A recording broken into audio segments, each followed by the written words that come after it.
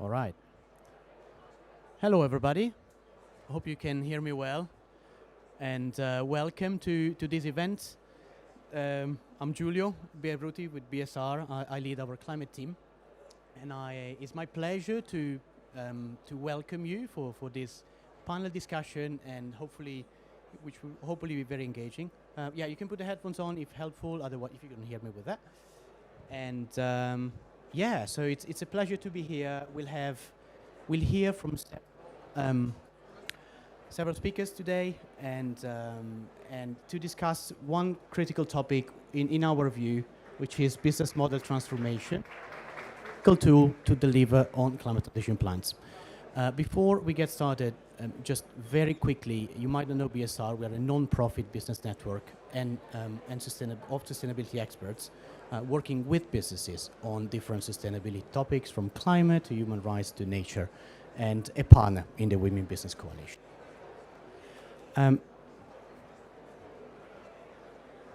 What are we going to do today? We're going to try to do a few things. First, thank you for the hint. Yeah, I hope you can hear me well like this. We're going to do a few things. We'll start by navigating the Climate Adaptation Plan, or CTP, landscape. I'll try to set the stage with some key requirements around business models to introduce the conversation, really.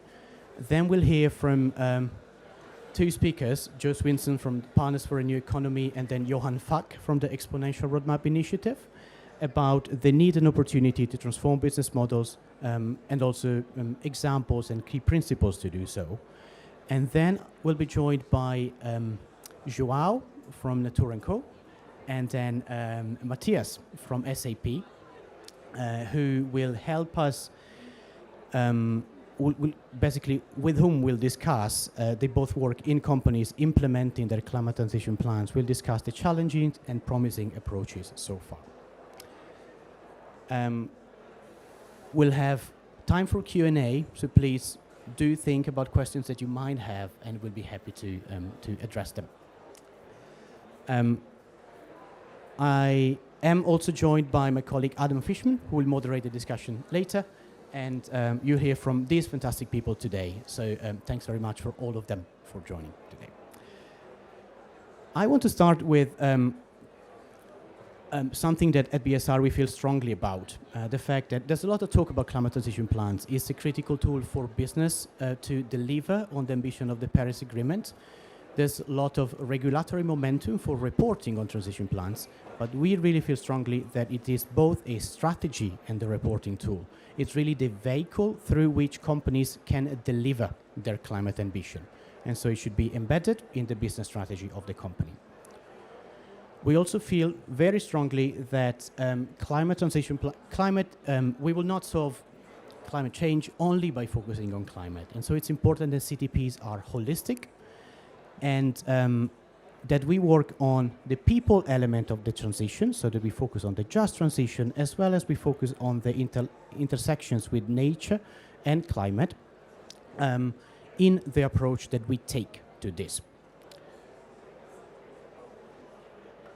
As I said quickly in the intro, there's without doubt strong momentum on reporting being mandated around CTPs across the globe. I will definitely not get in all of details of this slide here, but you see the red areas on the map.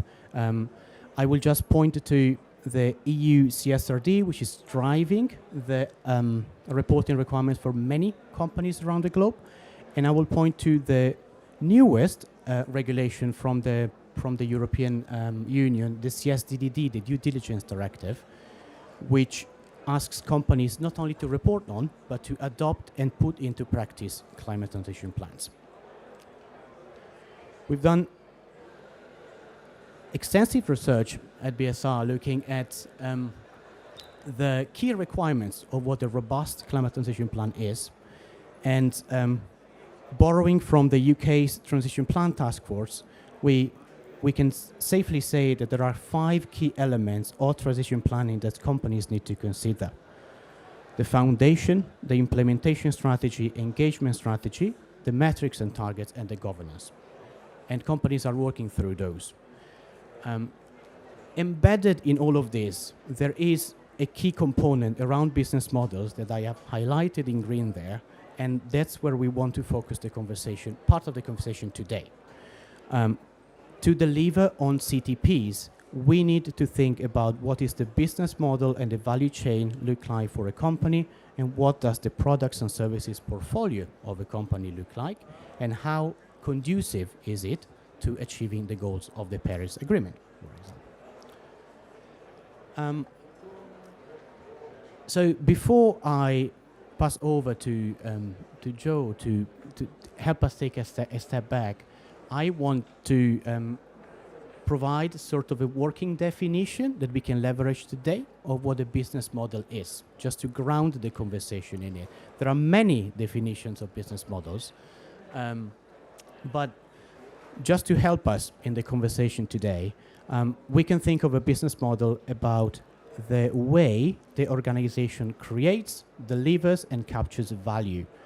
So when thinking about the business model, companies think about who is the customer, what do they value, and how do we make money as a business.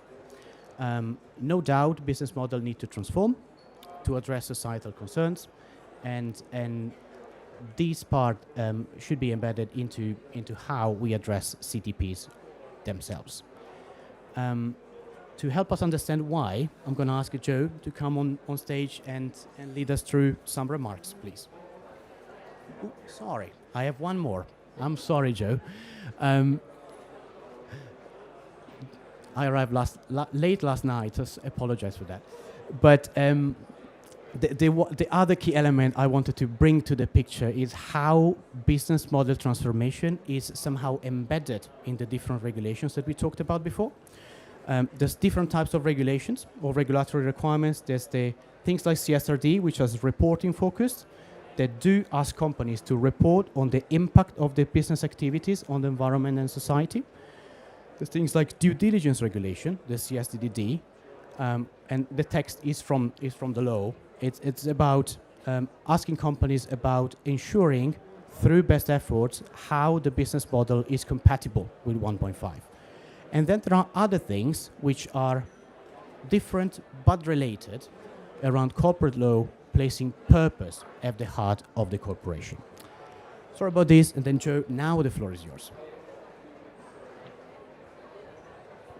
Thank you very much, Giulio, and really delighted to be here as part of this interesting discussion and to try to provide a big picture lens.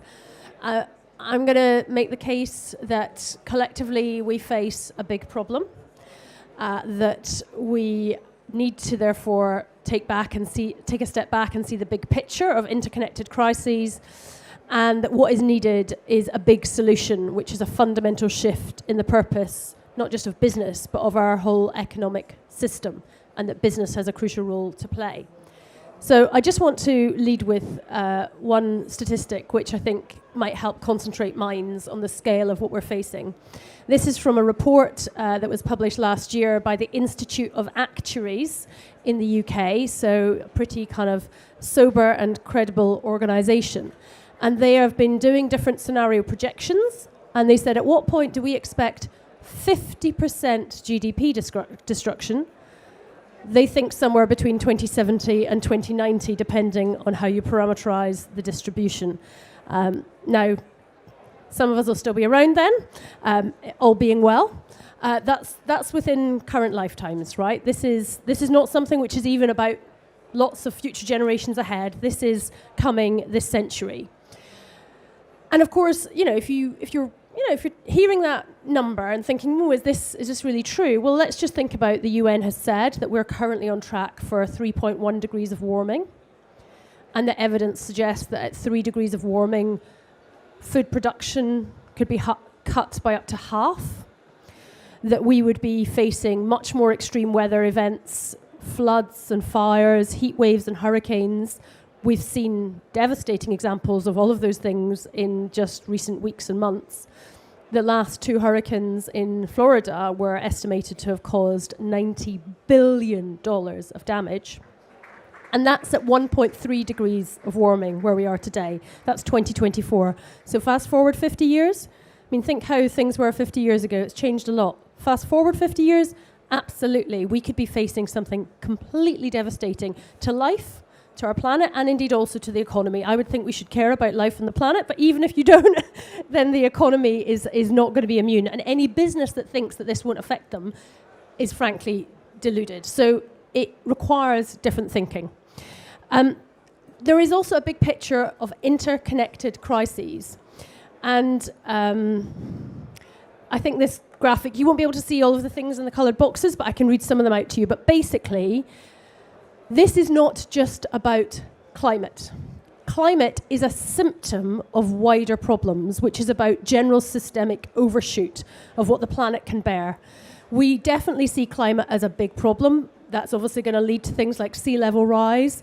We've got massive problems with nature loss, the problems with ecosystem collapse, the impact that then has on things like disease, economic inequality, displacement and migration. Of course, that obviously means greater chance of people dying. We've also then got the impact that has on violence and conflict and state fragility, because when you have all of these things start to impact access to food, to fuel, to water, the basics of our existence. And so these crises sort of feed off each other, right? And then we get this inequality, which existed, before these environmental crises, but gets amped up even worse. And then that fuels populism. I mean, I did this slide quite some time ago, but it's evergreen, right? There's always an example of how populism is threatening the ability of our political systems to respond. You can take your pick of which country you want to look at for that.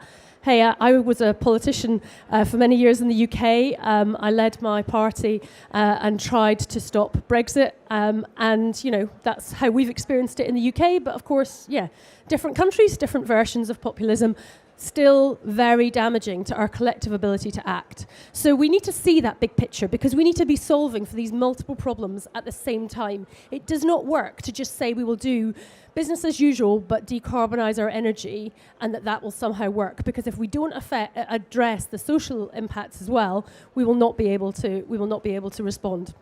So we need a big solution. And that is a fundamental shift in the purpose of our economic system. And I want to introduce you, if you're not familiar with it, to the donut.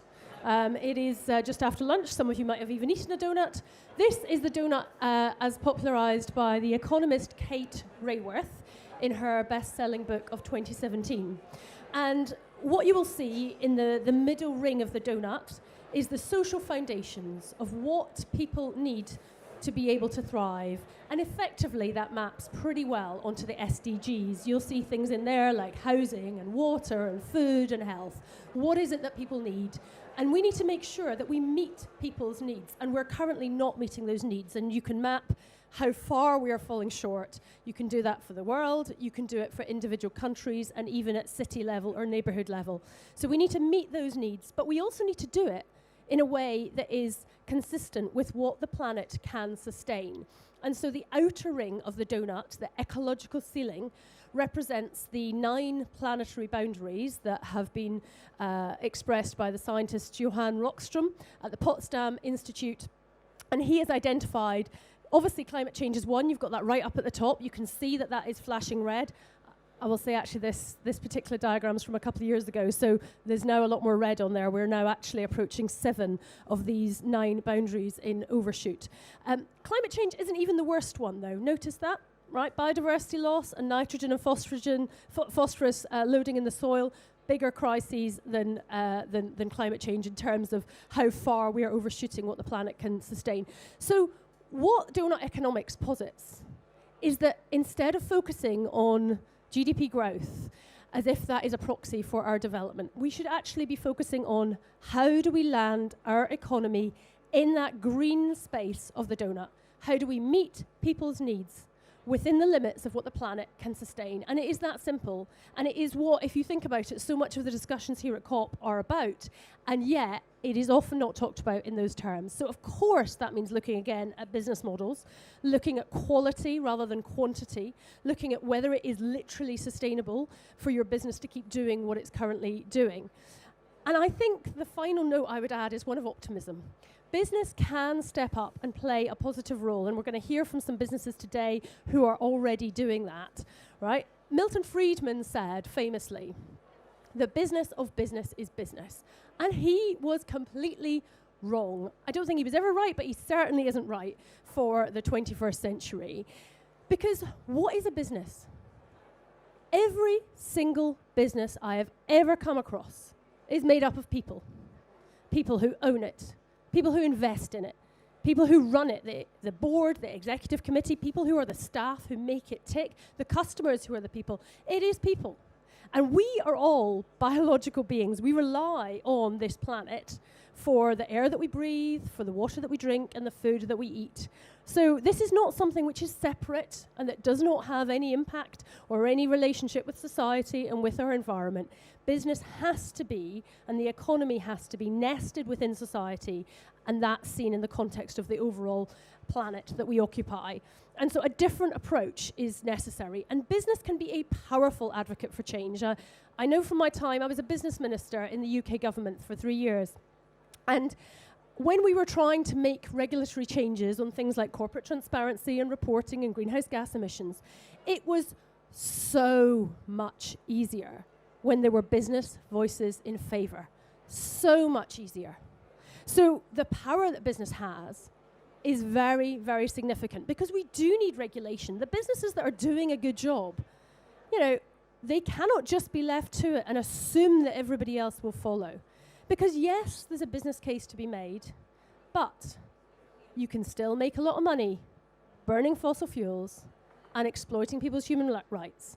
And while that remains the case, we need to have regulation that will create level playing fields, and business has a role to play in advocating for that. So if there's one thing I hope you take away, is the power that you have as the voice of business to help bring about the different world, the different economy that we need. Thank you very much.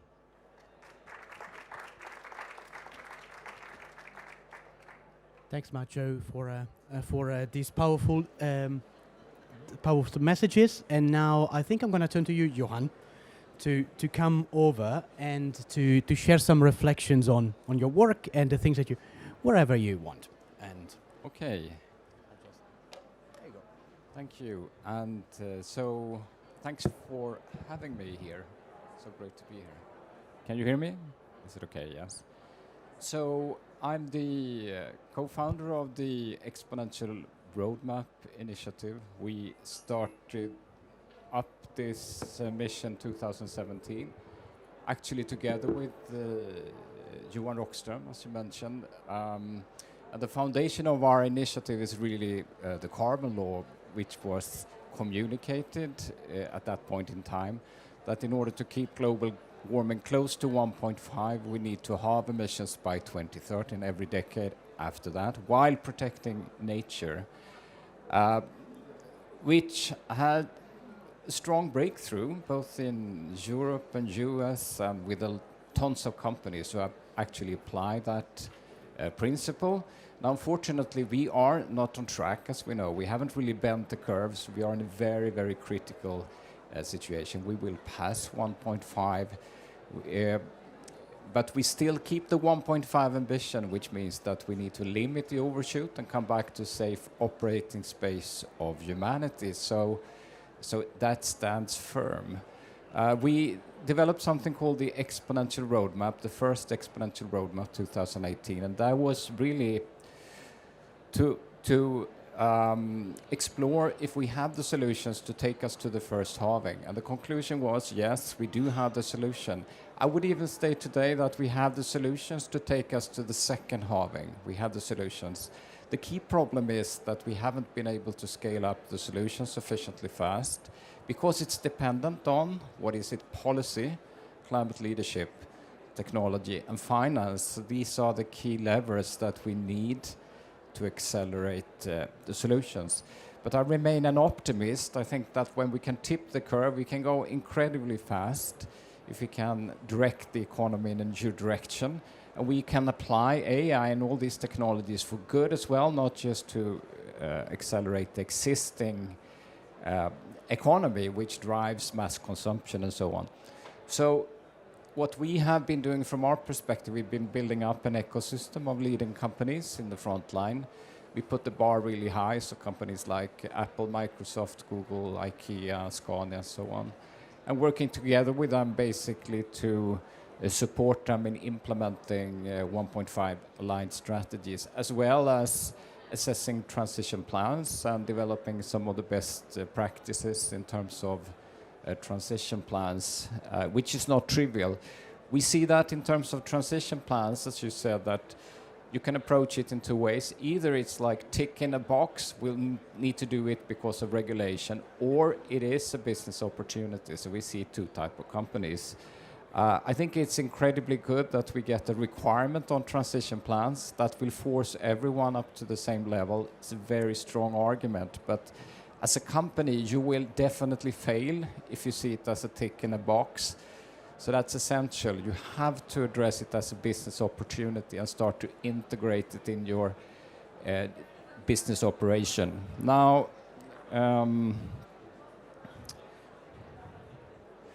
a couple of findings when we're working with companies and a couple of opportunities and challenges I like to raise.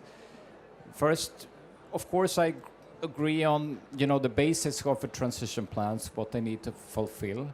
What we also state in our framework is that you need to span across what we call the 4 pillars, reducing your own and value chain emissions, shifting your portfolio to what we call climate solutions, and we can come back to that.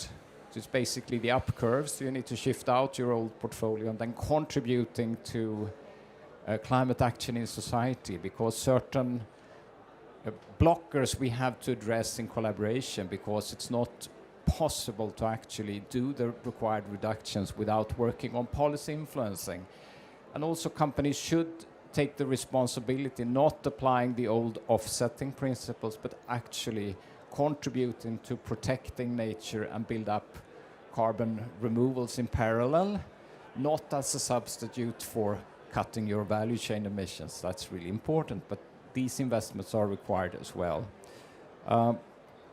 One thing we see is that you can't, as a company, achieve net zero on your own, and all companies realize that. You do it as part of your value chain, which means your suppliers and customers. So either you succeed or fail together. So a real transition plan really need to incorporate the complete value chain. You can't do it on your own.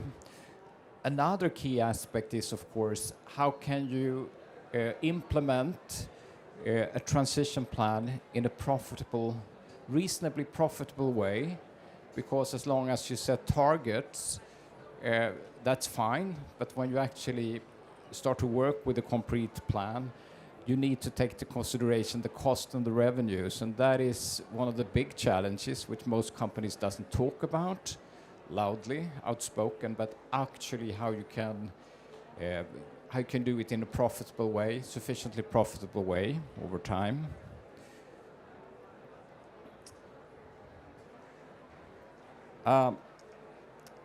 Then we also think it's essential. What is the time perspective? Most companies, they're looking at 2030 as a long-term perspective. So it's normally quite difficult for companies to look ahead of 2030. But the problem is that we take too much of an incremental approach. We think what is best practice is we really need to start with imagining what our value chain look like in a net zero world, where we basically cut out all the emissions or even move to something which is regenerative, where we're actually contributing to nature and climate. A first good step is, of course, to halve emissions, take off 90%, but we should go even further. And to really paint that picture and that vision, and where you are in that value chain, I think should be the key starting point in companies' strategy work, and then do the backcasting. There is a risk if we just do incremental moves that we will not be able to achieve that.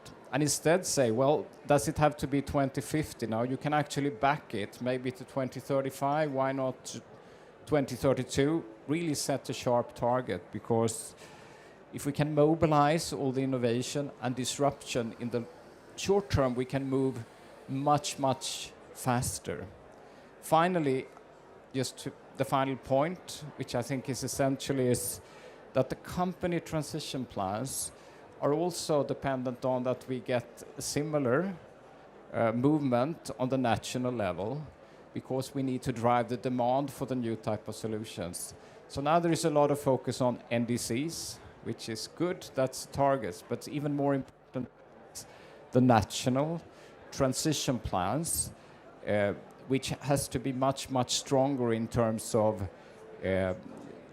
driving the transformation in all areas and seeing that as an opportunity as well, not primarily as a tick in the box. Thank you. Thanks.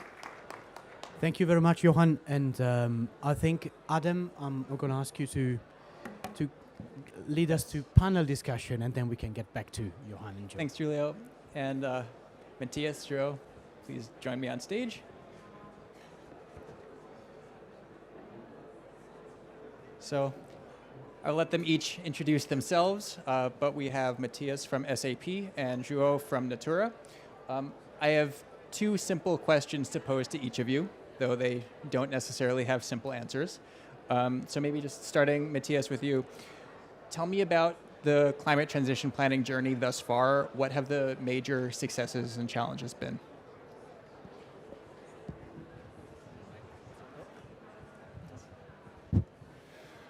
Yeah, welcome from my side as well. So in SAP, I think we have been on this transformation path for about 15 years and have set targets and have always achieved it. And so now we just recently announced that we will advance our net zero ambition from 2050 to 2030. So we try to do our best, but of course there's a lot of dependencies to make these things happen. And one thing that we have realized is that we should not have a separate sustainability strategy and a business strategy, just as the two of you also said it, right? I mean, it needs to be part of the overall strategy of the company. And that's exactly what we are very proud about, not to have the sustainability strategy, but to have a sustainable business strategy as a company. And that starts by having what we call the cloud transformation, right? At the moment, like 80% of our emissions are in scope 3 downstream. And traditionally, in the last 50 years, most of our customers run our products in their own data centers. And probably often not in a green or not using green technology.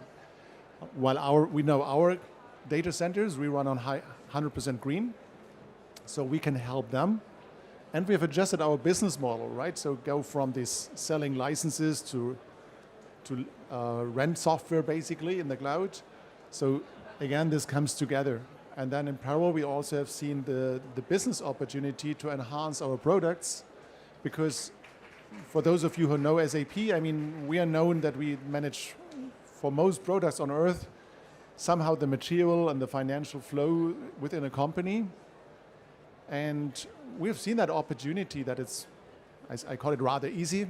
My developers would not say that, but to just attach to these financial and material flows additional parameters like emissions or carbon footprints of these materials, right? So you can reuse everything that we have in our products and just enhance it. And that's a good business opportunity, especially now with the regulations that were mentioned before, right? So our customers obviously ask for that and expect it from us.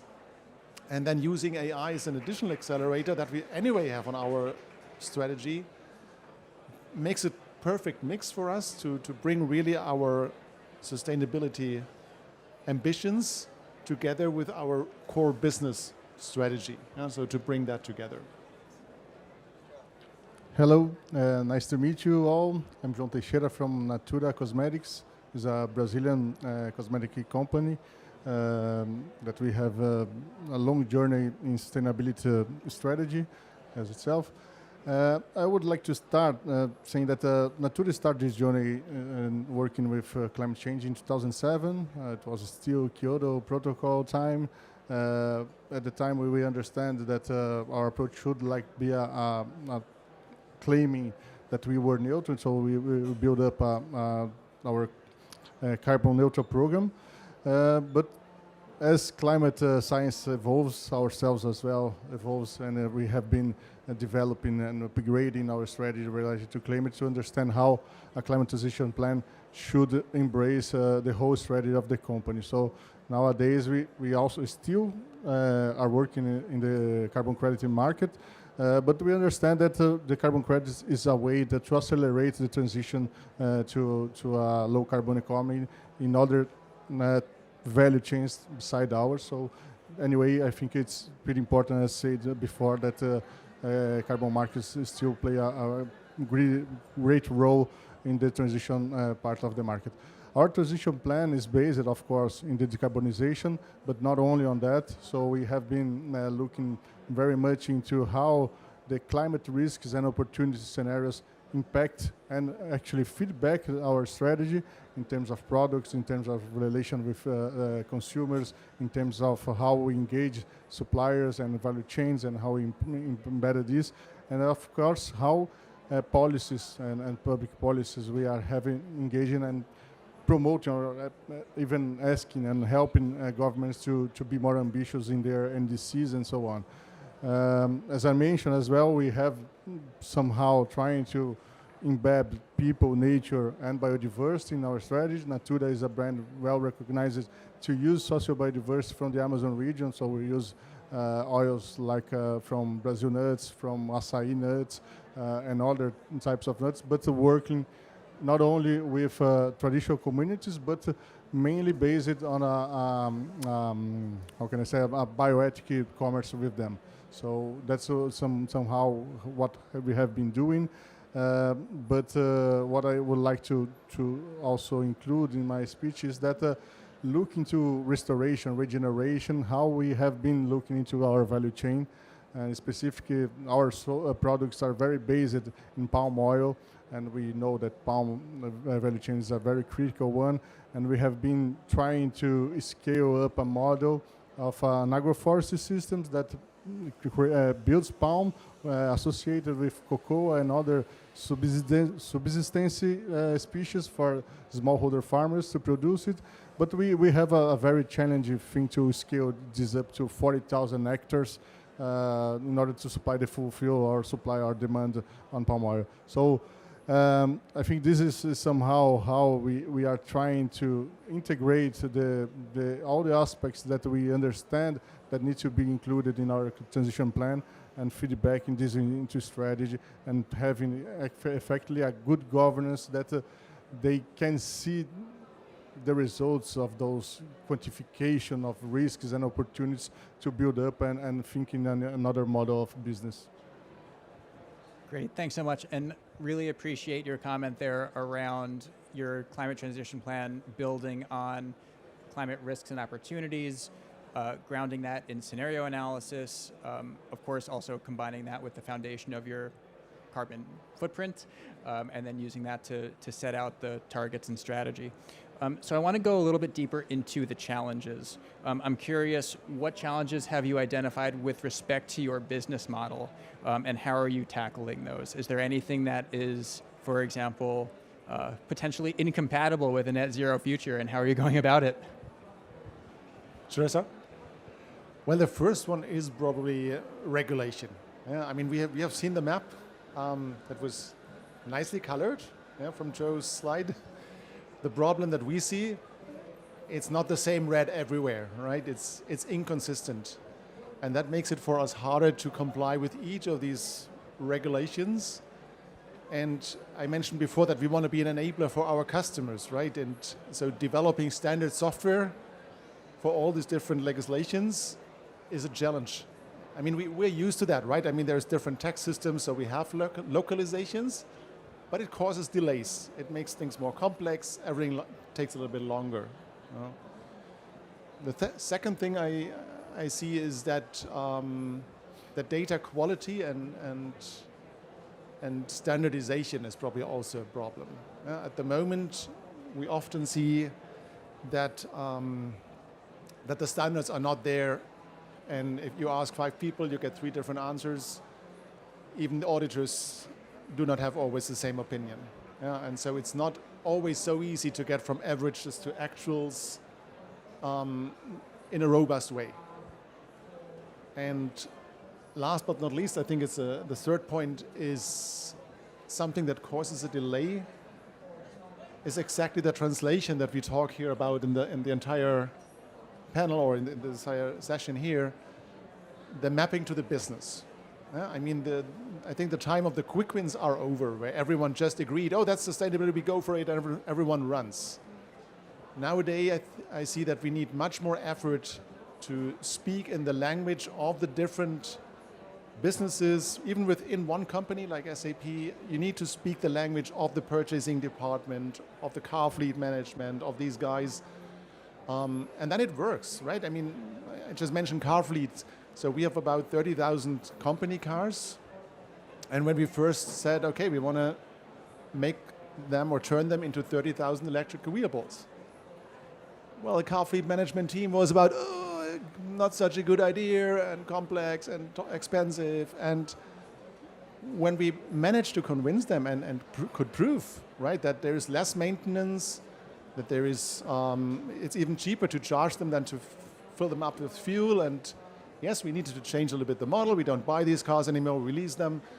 But at the end, it really made sense, and we could help them to reach their goals. And that works, but it takes time. So it's a challenge. It's not a roadblock, but it's just delaying things, and so it's important. And I'm happy that for us, maybe just use me as an example. I'm just in my role for 1 week, and and I'm not coming from a sustainability background, right? I'm 26 years with SAP, but have been in various business functions. And still the board of SAP made the decision to put me as the global head of sustainability, because they believe I can do a very good job in translating that in all the different teams in the business areas, because I speak that language, I have that experience and trust and reliability that can help. So there are many more challenges, but I will stay with these three. Excellent. Thank you. In terms of regulation, I think it's kind of tricky because they push us forward. It's, of course, sometimes costs for the company, but somehow when we look into the map, Brazil is recently approved that we need to implement the IFRS S2 in the next coming years. And this is somehow a thing that provoked us to really quantify the risks and opportunities, and then we can chat better with the other areas internally. And this also should be it's an accounting methodology, right? So we need to put this on financial demonstrations, and we need, after that, manage those risks and really include in the strategic planning of those areas. So sometimes it's a risk, but for us it's an opportunity for a way to put this forward internally in the company. Of course, challenges in terms of decarbonization is pretty hard.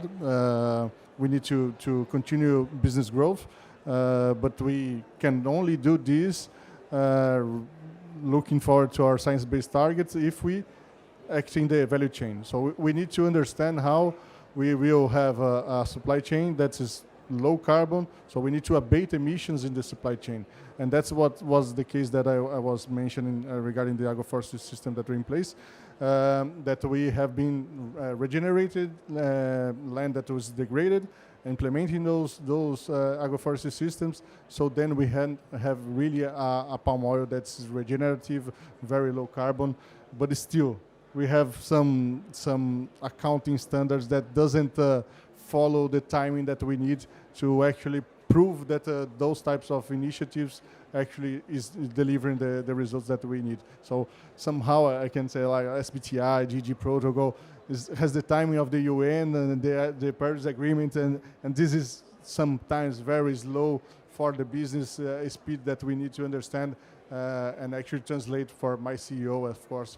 Oh, I need to do this, but I cannot have a standard saying next year that what I say to do is not the right way, and I need to come back and reestablish the whole strategy. So I think that some are those challenges. Excellent. Thanks so much. I know I have an eye on the clock, so I just have one maybe follow-up question. I'm curious, so we are at COP. the focus of this is, of course, very largely on policy and the public sector. We're expecting and have heard countries updating their nationally determined contributions, or NDCs. I'm curious, and this is an either-or question, what would you like to see in those NDCs that would unlock greater ambition in your company, in your transition plans? Or flipping that around, I think we have to acknowledge, especially as an American, the elections and the results might throw a bit of a wrench into some companies' plans. What could you put into your climate transition plan or your process that signals to policymakers, we want this? Please help us get there. Well, I would go for the second one. Yeah. And so to be honest, I mean, I sensed in the last week a little bit a kind of a depression mode in the sustainability world. And if there's probably one thing I also want to take away from COP is that we, from these discussions, hear these stories, tell us stories, and get ideas to bring back the spirit of a can-do attitude. Yeah? And to be honest, I mean, we don't want to wait for the politics to set the right standards.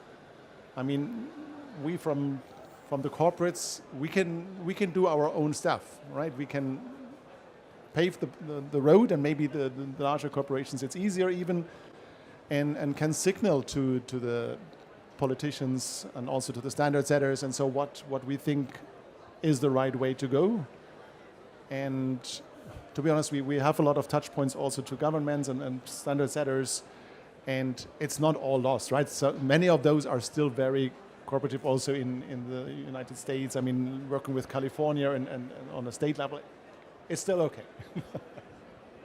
Well, I think somehow the parallel of 20C is our science-based target, and our CTP, or our climate transition plan, is the way that we will reach those targets.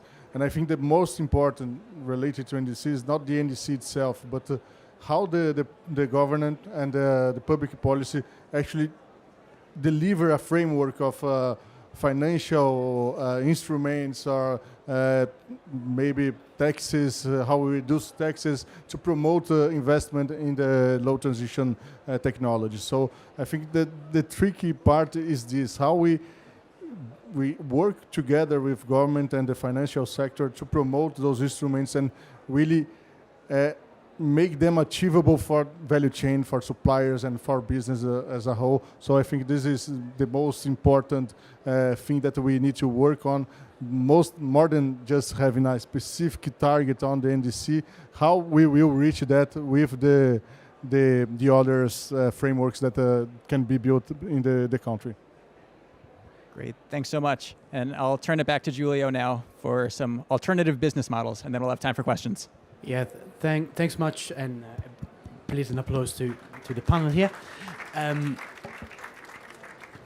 think before I turn to alternative business models, I wanted to maybe quickly ask either Joe or Johan if you have any thoughts to react to this. I'd be very happy for you to spend a couple of minutes on that.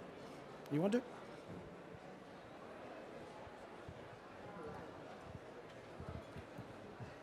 Yeah, of course. Well, first of all, I think it was really inspiring to hear about what both of you are doing in your businesses and really looking ahead to the future. And I was also musing, I particularly thought the car fleet example was really interesting, right? Like, that's brilliant, but there's like an internal barrier and you've overcome it, right? You've done it, which is great. And I was also thinking it's a really good like example of an incremental change.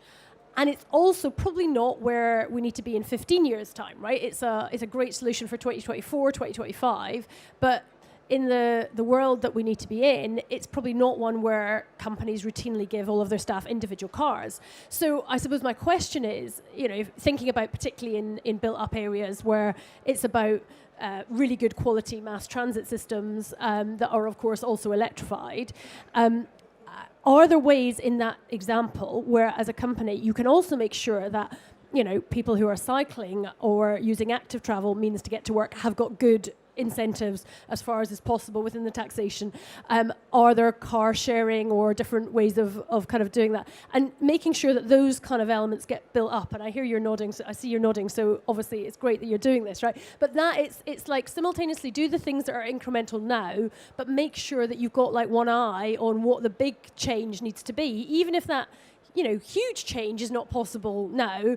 Are you laying the groundwork for it in the future as well with systemic stuff? And another example would be a really inspiring initiative that I've heard of in the UK, which is encouraging companies to say to their employees, when you're going on holiday, you know, if you fly to somewhere on holiday, then obviously that's really bad carbon-wise. But most people do that because if they get 2 weeks of holiday in the summer with their family, they don't really want to spend like 2 days getting there and 2 days getting back by taking lots of trains. There's a great scheme whereby employers can sign up to say, we will give you that extra day or two of leave if you're going to go to your holiday, but you're going to go by train rather than flying. So, I mean, again, it's something which would build employee loyalty. You know, people can argue about the kind of cost of that, but it's a really strong message that can be sent to employees that this is something which you can do, we can change your lifestyle. So I think looking at these like small incremental changes with an eye to how things need to change more fundamentally is a good way forward. Okay, great presentations, and just to connect to one thing, I think it's, as you mentioned, it's so incredibly important now that it will be sort of the head of the business development, head of purchasing, head of strategy, sales, etc., that will have to take on the mission of the transition plans, and that is where we have missed so far, because CSR has been a sort of side function as far as I see it in the company. So it's really to engage these business leaders and of course get it into the incentive structure as well from the complete company. Then we can really accelerate the change. But there will be some resistance. There is a knowledge gap there as well, as far as I see it. It's about the knowledge, but that is where we're heading. And then just to connect to your comment on sort of first, well, smaller changes, big changes. If you think about the mobility, we need mobility as people. We need to move, okay? And then we can think, well, let's switch to electrical vehicles, okay? It's one piece of it. Then we can think about, is that sufficient? Not. We need to build these vehicles out of renewable material or preferably recycled material, 100%. Is that sufficient? No, it's not. Why should we have the cars parked 90% of the time filling up the cities, okay? We should share the fleet of cars. Is that sufficient? No, I don't think so. I think why not use other tools, you know, public transportation, cycles, and basically share the way we move. So if we take that approach, we can actually cut out the 90% through the complete chain. Then as a company, you can say, what is my role if I build a vehicle? Maybe I don't have to do the mobility as a service, but I need to construct my vehicle so it fits into these new type of business models. So that is a new way of thinking, which I think is interesting. Yes. Super. Thanks much both for the reactions. Before we open for questions, I wanted to round us up with some food for thought about alternative business models. We started, just move here, sorry. We started doing some research and we published a report early this year called Elephant in the Sustainability Room, in which we started looking at, well, if we need to transform business models, where do we need to go? And this is very much a work in progress, but two things I wanted to mention is, if there's one key message that I want you to live with from this conversation from my side, is that business models are of course central to deliver CTPs. The way we currently think about that is that the business model that we need to work towards in this new economy that keeps us within the objectives of the Paris Agreement are things like circular business models, of course, regenerative business models that focus on creating net positive impact for society, impact businesses, and then sufficiency-based business models, which are based on the concept of sufficiency, which you might be familiar with or not, but basically prioritize the needs versus the wants. And this is something very difficult to do, but I just wanted to put it out there in terms of food for thoughts. I have one slide here, which I will not get into the details of, but with initial research that we did, there are some good examples that are applying principles of these business models of companies large and small that I encourage you to have a look at, or we can share some information. But just to maybe name a few, on the sufficiency base, which I personally find very interesting, there are companies such as cable producers Nexans in France that have proactively decided to downsize their client portfolio and their product portfolio to focus on the ones that are key to them and the products that make the most sense, and they actually reduced emissions by 40% and double profitability at the same time.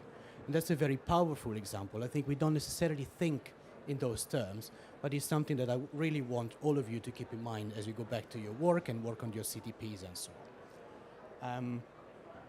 I really want to keep time for questions, so I will not get into the details of all of that. You see the logo of Natura in there, and I just wanted to mention the B Corp and putting purpose at the center of what a company does. It's very important. So initiatives like that is good.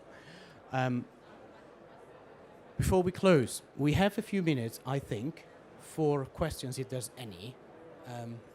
Please let us know and I can pass the mic around.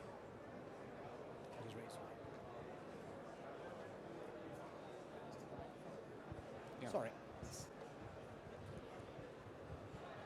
Thank you very much. I wanted to understand a little bit more, it's really good to see that you seem to focus on Scope 3 emissions as well, and that of course requires partnerships. And I'm an academic, I'm a professor of sustainability management, and we always have value networks as a core part of a business model definition. So especially maybe to Matthias, with given how your business is and where your emissions lie, can you talk a little bit more how you can build these successful networks and successful partnerships that you can actually convince this and do this across your value chain? Thank you.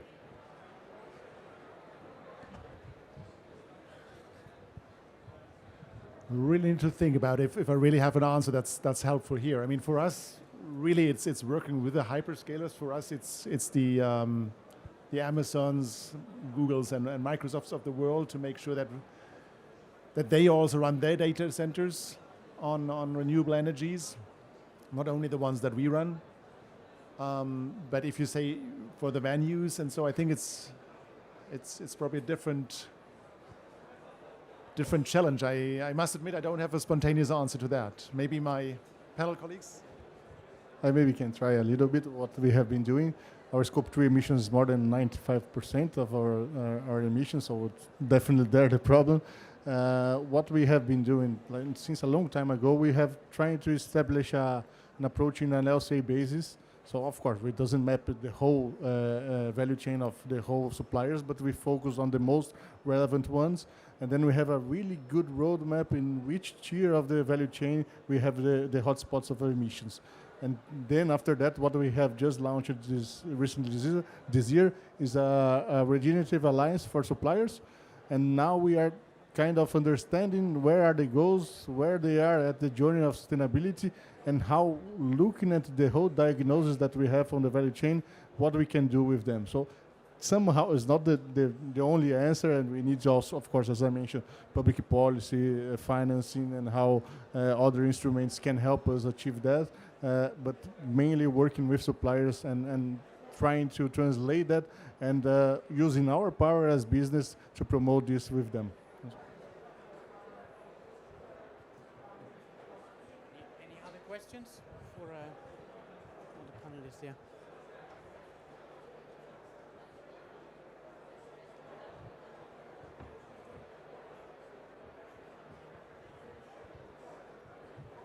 Thank you. I saw in the overview of the business model slides at the end a lot of consumer products. Is this a deliberate choice or acknowledging that B2B companies like where I work have a much different take-up? It is a good question. I don't necessarily think it's a... Sorry, let me go here at least. I don't think it's it's a position on my side, on our side, that it's B2B versus B2C. But I must say that I hear in our conversation, we work and discuss with a lot of companies, and it is very clear that in the B2C, there is a clear need to reinvent the business models and to work on this.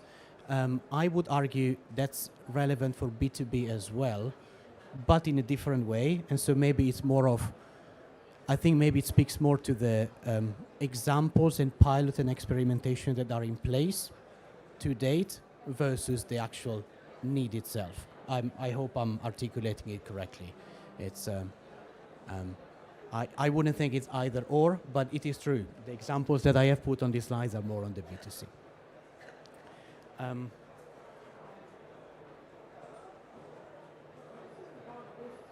Which actually is a very good plug for one thing that I wanted to mention, which is just quickly acknowledging that this issue of business model, we think there's a lot to do.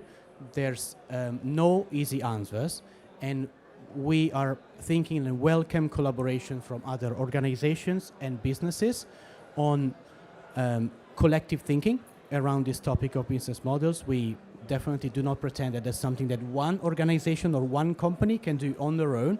And so we are thinking about exploring, let me put it a bit further, this topic with something which we are thinking around the lines of a center for redefining business models. So if this topic is top of mind for you in whichever capacity you are at, feel free to come and speak to us or to connect, and we can certainly do that.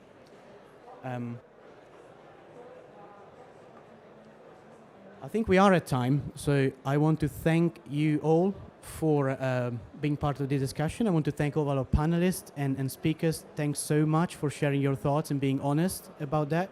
And there's a lot of, we can't pretend that we are there. No organization can, but we are working towards common objectives, and I think it's the variety of perspectives on the panel. I really appreciated that, so thanks a lot for it, and have a good COP, everybody.